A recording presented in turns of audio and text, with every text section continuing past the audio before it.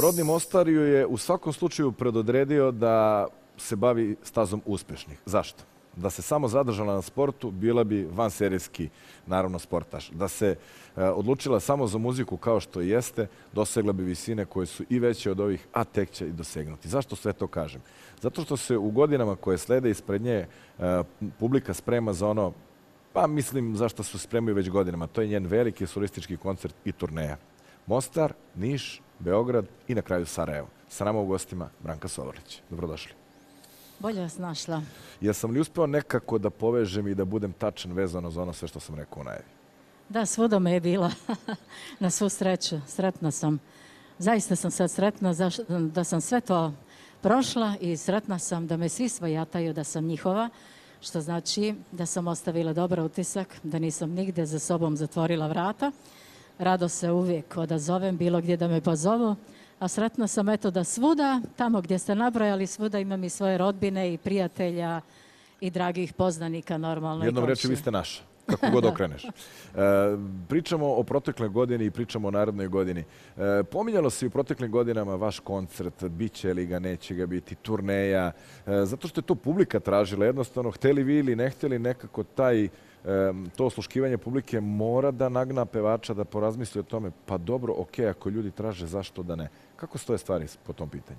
Pa evo, ne znam, ja sam ovako pomalo snimala sukcesivno jednu po jednu pjesmu i evo sad sam već svela da mogu jedan CD da izdam. Sve više dobijam poziva i pisanja preko društvenih mreža, svi me ovako, zašto ne napravim koncert, zašto ovo, zašto ono, tako da su me natjerali malo da razmišljam o tome. I pa se nadam, možda će biti nešto i uskoro, možda i posle Nove godine ili tako, ali uglavnom htjela sam još jednu ovako malo brzu pjesmu da snimim nešto u čemu su me ovako malo više zapamtili, poput Lidije ili Ja tebe nema ili tako, nekako mi je to ostala lična karta.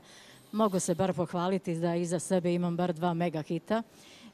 Jer bilo gdje da dođem nema neko da ne zna Lido Lidije ili Ja tebe nema. A sad ove druge manje više ko šta voli.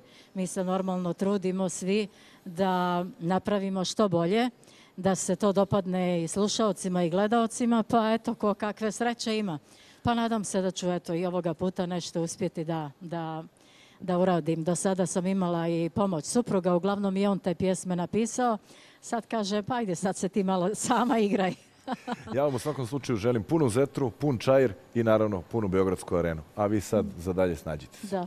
Pa eto, potrudit ću se da sada malo proslavim i neki jubilej, jer uskoro će biti 35 godina postojanja na estradi. Pravo vreme za solističke koncerte.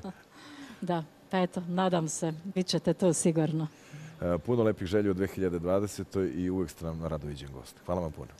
Hvala i ja želim svim gledaocima BN televizije srećnu novu godinu, puno zdravlja, sreće i normalno da im se ostvare svi snovi.